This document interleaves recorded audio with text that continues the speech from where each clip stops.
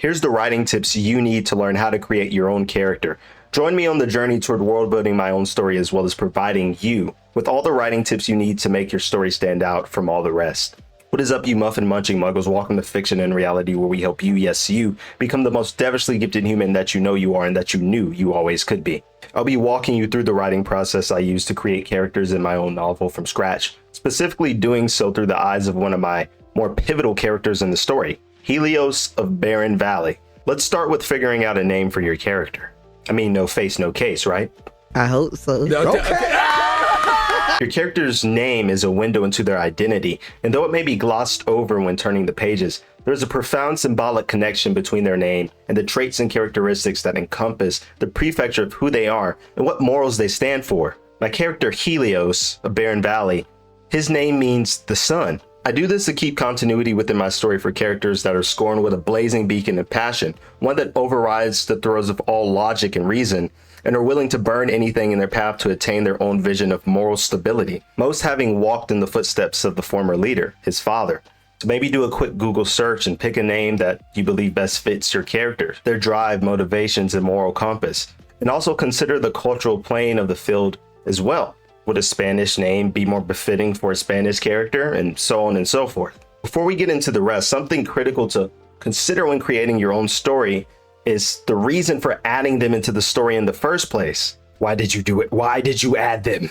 There should always be a purpose and objective when adding a character into your story, and a means for pushing the plot forward. You see, there are two main opposing forces in my story, the red scarves and the black scarves. One side is willing to sacrifice the present to ensure a better future by reverting their timeline to the past, and the other is willing to accept the catastrophic events of the past to keep pushing forward into the future. While Helios is a black scarf, I needed someone in my story who was torn between the seams of red and black, and that's where Helios comes into play. Answer this question: are you willing to fade into the black to lose who you are to attain your greatest desires or dreams, or drown inside of the red and endure the cataclysm of the world as you know it, while remaining true to your own morals? While the black and red scarves are loyal to the statute in their own right, what makes Helios different is that he is torn between these fibers and plays a field of both antagonist and protagonist to some degree. If you don't know why you're adding your character into a story, then take some time to sit down and write out the reasons for implementing them into your plot.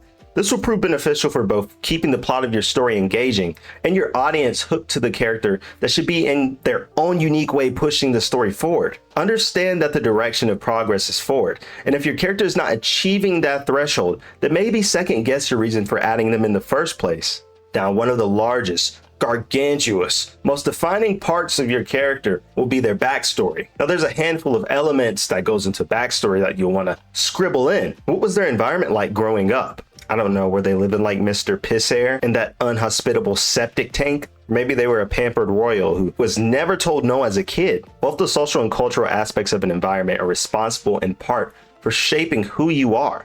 And that's no less true for your characters. My character Helios lived in Blooming Flower and had for most part a normal childhood. With his father tending the bar that he owned and his mother serving the patrons, everything was as it should have been, glazed with the honey sweet nectar of innocence and ignorance. However, there came a week where his father would not allow him to leave Blooming Flower and go visit his friends in other parts of Barren Valley. And then came the day where he was not allowed to leave the bar. And then ultimately the day where his mother never returned. Helios began asking questions that were always shot down by his father, who was adamant in denying any egregious events taking place, stating that his mother had taken a little break from tending the bar. All this while in Helios's arrogance, rows of black scarves hung from the wooden beams overhead. Something else you may consider in their backstory is, what was their home life like? This is simply to understand whether or not your character was brought up in a stable or an unstable atmosphere. This essentially gives you the chance to say, hey, if they were tightly bonded to the powers that raised them, then what morals from those powers did they choose to adopt or mirror? Or even one step further, which ideals did they decide to discard or cast away? Obviously, affection has its toll on how forgiving someone believes the world to be, and tends to decide how selfless and forgiving the individual believes they should be to the world. When creating a character, pay careful attention to transformative events and their backstory. You'll use this to try to understand how these transformative events shape them into the person they are today and the decisions they make. Were they abused? No. Did their parents die in a horrible plane crash? Please, stop! Why did you say that name? Now for Helios, that transformative event occurred when the infinite nights of him being locked inside the bar with the patrons, having to listen to his father gallivanting in the endless volley of fireworks ringing for 2 weeks straight, chewing through every fiber of his being, came to a head. Finally gathered the courage to ask, no, demand his father to tell the truth about what was going on. And that's when he uncovered the truth, that two of the great beyonds galactic nations had been warring across Barren Valley, and that the natives were getting caught in the crossfire, that the sound of fireworks was actually bombs cratering the earth, and that his father, who had erased his history upon arrival, once belonged to one of those nations and was dubbed by an arcanist that broke into that bar that night as the Flower of Zenobia. When creating your character, as I stated, you want to understand how their backstory guides their decisions in the present. Without going into too much detail, many of the lives that Helios held sacred to him were lost during the tenure of the excavation war between the warring galactic nations. And his hate for those galactic nations, particularly the one my main character is a part of and his father was a part of, becomes engulfed with searing wrath anytime his eye falls upon those hollow crests that they bear. Yet another way to build on the backstory for the character you're creating. Consider if there were any secrets they discovered but have since repressed. Don't we just love a good secret? But a secret is only as good as the lips that seal it shut. If you want sort of unique way to add tension to your story, have your character repress a secret and vaguely allude to or sprinkle motes of the truth, unveiling the information throughout chapters of your story. Boy oh boy does Helios have a secret that could shift the entire plane of Barren Valley. Another thing about secrets.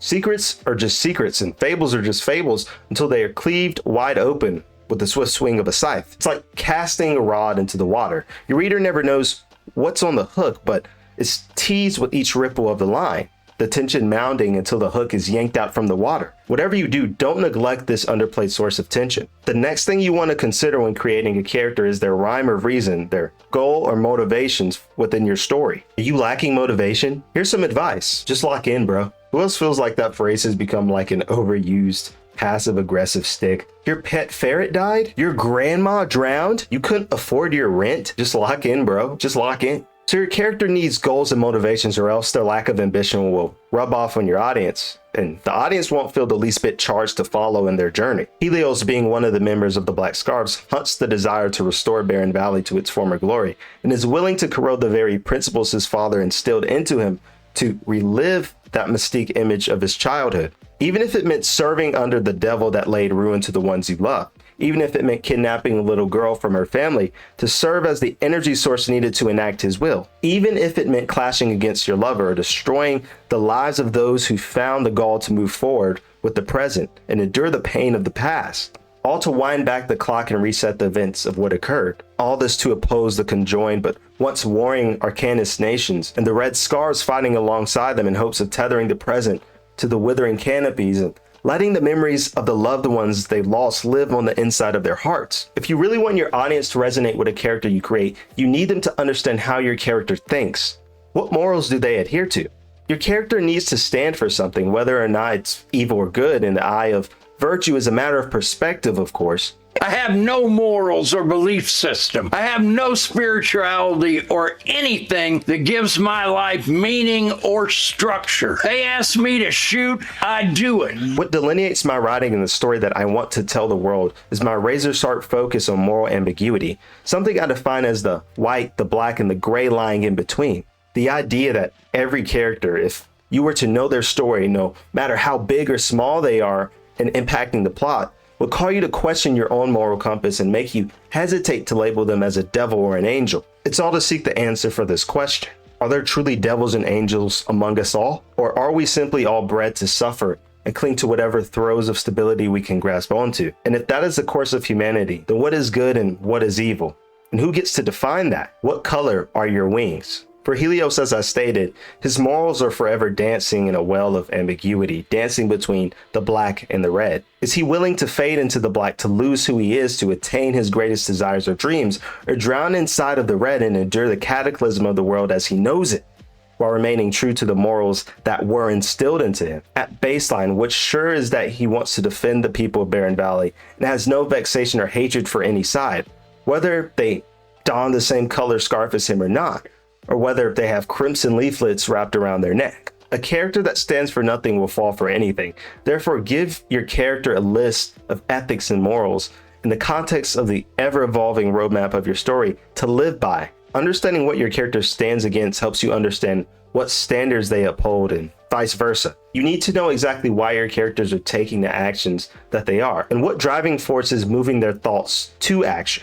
Another important thing about this is that if you find yourself in a rut, you can always go back to baseline and fundamentals and accommodate from there. From here, you have the opportunity to enrich the conflict between the opposition and your character, which in Helios's case is the Red Scarves, and my main character, who's a part of one of those galactic nations that laid waste to his homeland when he was a child. These groups are the ire of his rage. The Red Scarves, who he sees as arrogant for fighting against the opportunity to restore the past to the way it once was. And the Zenobians, or rather the dogs who tremble every inch of the earth every time their snout catches the slightest whiff of a sacred legend. Discerning what ethics or morals your character opposes is integral in replenishing conflict throughout chapters of your story, and extremely important in helping your audience resonate with exactly who your character is. It brings them to life by allowing them to observe the actions they are willing to take in order to keep their own established principles and ordinance. So don't miss this opportunity. When creating your own character, you also want to consider how they speak. Consider some of these questions to get you started. How does your character speak themselves into existence? Do they have an accent? Do they have a funny laugh? Are they always loud? Or maybe they're quiet? What is the tone, the weight of their voice? And how does it make the audience feel? Get in the boat, boy. Boy. Characters who are more blunt and stern when they speak, like my character Helios, may give off a less gallivanting aura than someone who's sounds a bit more loose at the lips and whimsical. The tone and the type of words they use help complete their persona. If one character in your story addresses someone as a blubbering baboon, while another says something like, "Oh, truly a revolutionary thinker, breaking all the rules of logic," you can assume that one might have a more adept or stoic characteristics versus the other. All in all, you want to pay careful attention to detail when it comes to giving your character a dialect, as it's not simply strictured or relegated to being the way someone talks and nothing more than that. Also, when creating your own characters, consider the relationships your character has with the world around them. Things like lovers, family, and friends. These stir a melting pot of interactions between your character and their environment and lay the groundwork for unfurling events of both the past, present, and future, as well as highlight the divide of morals and ethics and why your character may be moved to act in one way rather than another, or feel torn between whether or not they should even take action in the first place.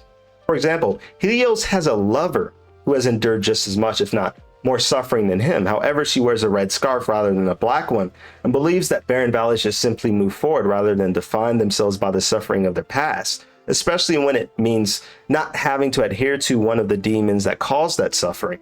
Of course, through events in my story, they clash in their own conflicts, and though neither wants to take the other's life, it still pushes the story forward. Family and friends are both the black and red scarves of Barren Valley, though he himself dons a black scarf and sides with them. You absolutely need, and I mean absolutely need, to have an idea of how your character interacts with these layers within the story, and how your decision making may be swayed due to the emotional bonds that they forge between them or lack thereof. Adds an additional layer of conflict where the character is forced to make decisions between their loved ones and what they believe is their rite of passage should they choose to stand in their way. Hey, when you're creating your own character, you should understand their strengths. You need grit, muscles, power.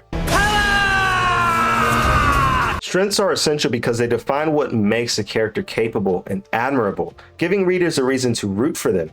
These traits allow the character to overcome challenges and drive the plot forward by solving critical problems. For example, a protagonist with intelligence might outsmart a villain, propelling the story toward resolution. For my character Helios, his greatest strengths are his determination, fighting prowess as an arcanist, and his devout loyalty to the people of Barren Valley and those who are lost in a war for fables. While the character you create surely has a happy helping of strengths, you also want to know a fair share of their faults. Don't look at me like that. You're not perfect, and neither is your character. I don't care if you have more degrees than a thermometer. Faults humanize characters, making them relatable and believable, which keeps readers emotionally invested. They introduce conflict and obstacles, as characters often have to face consequences or limitations caused by their flaws. For instance, a character's impulsiveness might lead to a mistake that heightens tension and complicates the plot. Faults also pave the way for growth and redemption arcs, which can be some of the most compelling aspects of storytelling. While it's one of his greatest strengths and kindles the embers of the fire that moves him to action, Helios' devout loyalty to the memories of the past also blurs his ability to live within the present and acknowledge the cruel reality of the Arcanist world. That Arcanist who accepted the blessing of the Arcaner, bred to dance with Arcany until the day that they die. His greatest fault is his greatest strength, and while the Red Scarves don't agree with it, it gives him all he needs to keep trouncing forward. Whatever you do, don't skip this critical step. It allows you to weave an emotional link between the audience and your character by way of humanizing them. Opens up opportunity for dynamic transformation if you decide to have your character recognize said faults and undertake a journey to correct them or redefine their worldview. One of the biggest parts of creating a character is describing them, and it's also one of the most difficult parts as well, which is why I've included an example. I'm not just talking about she wore a cherry red rose petal dress or he wore a black tailored coat and leaving it at that. See, I actually take another vantage point when it comes to character description and believe it's best that you take up the necessary space required to describe your character, as long as it doesn't occur during a momentous moment in your story and interrupt the flow. Every item your character has, every trinket they carry with them, from the sword in their sheath to the dust smattering their boots, should tell us something about them. And the best way that I've found to describe a character without being bare surface level and tactile is through introspection. The number one question you need to ask is, how does this item or clothing I'm describing relate to the past, present, or future struggles of my character? Does the look in their eye tell us about a bleak and staunch future? Is their sword a hefty dog tag lugging down their hip, a lucid memory of the brawner arms that once wielded it and embraced them? Check out my first example description of Helios. The collared sunflower pattern shirt tucked into the slim tapered slacks that fluttered above his greasy, sleek loafers, those flowery daisies blooming in the fibers of his tunic, was the only thing keeping the last swaying tendrils of his sanity from shriveling to ash. He made sure its sleeves were cuffed to his elbows, and that the rose-black shoulder cape was fooshing with reverence, just the way it was when his father wore it. Looking upon the fanning ocean of waltzing sunflowers made his stomach wriggle about, made the Lathos hollow crest shingling from his hip feel as if its rusted chains were crawling towards his heart, slowly roping around its squishy frame like a hissing viper, primed to drag it into the murky black seas of ash. His name was Helios, and every galvanizing moment of his life had happened in that field, and it was where, when he was a teenager, that he shared his first warm kiss with his lover. Where they as children would roll around in the musky soil, chasing each other, never bending their mind over the stems snapping beneath their feet. And it was where everything went wrong. His voice would be as unbending as the roots of sunflowers catching the spritz of soil in the midst of a breaking breeze, but as gentle as the sprinkling, cool drops that once plodded over the fields of blooming flower before the demon's boots touched down on her fertile soil. As I stated, your description should give some insight into how your character thinks and how they feel about the world around them. Obviously, from my description, you can tell that Helios is at a loss of something and is trying to carry the gauntlet of his father through the black cape of reverence. And there may also be some hints of guilt for bearing the hollow crest on his hip. If you're writing a high fantasy or dark fantasy novel like I am, then you may also be considering giving your character abilities. Many people have different methods, but here's the one I use. Find out what that character stands for and assign it to an object. Try to create a metaphor or simile that manifests those beliefs, ideals, or values. For example, Helios has an earth-based ability that allows him to manipulate sunflower seeds. My metaphor, he's a sunflower swaying between the line of morality between shadow and sunlight, but regardless of his own beliefs, moves forward with the understanding that there is no superiority amongst humanity, and that all beings should walk amongst each other, never ascending a step higher. His ability's name is Higher. He can absorb photons into his sunflower seeds and shoot sunlight out of them, and anyone who rises higher than those ceilings are teleported in front of him, leaving them vulnerable to his scythe. Just like your character description, your abilities should speak to the nature of your character, or if you want to take an ironic approach, be in opposition to their natural aperture. Definitely spend some time with this. Last but not least, throughout the course of your story, understand that your character should undergo some dynamic transformation. That doesn't mean abandon their morals or ethics. A dynamic transformation allows characters to evolve, making them relatable and compelling to readers. It reflects their growth, struggles, and triumphs, which mirrors the human experience, keeps the audience emotionally invested. A well-executed transformation adds depth and realism, showcasing how events and relationships shape the character. Ultimately, it drives the story forward, providing a satisfying arc that ties together the narratives, themes, and resolution. This will likely arise from the conglomerate of transformative events that occur throughout your story and will undoubtedly allow you to shift the axis of your plot for the better. Alright, if you took something from this video, I want you to take a moment to crack that subscribe button below and like the video. Like the video. It pushes these videos out so that others can take the key tokens that you've gained. So do your fellow comrades a favor. There will be a link to the Google form below where you can enter your information to win a free $100 gift card courtesy of my belated 100 sub special, and the winner will be announced this Monday. Let me know what other topics you want to see covered, and go check out my live stream, which will be much more geared towards the happenings of the world and philosophical debate and discussion. And if you're interested in learning how to create a power system that'll make even Togashi hop off of Dragon Quest, then click right here.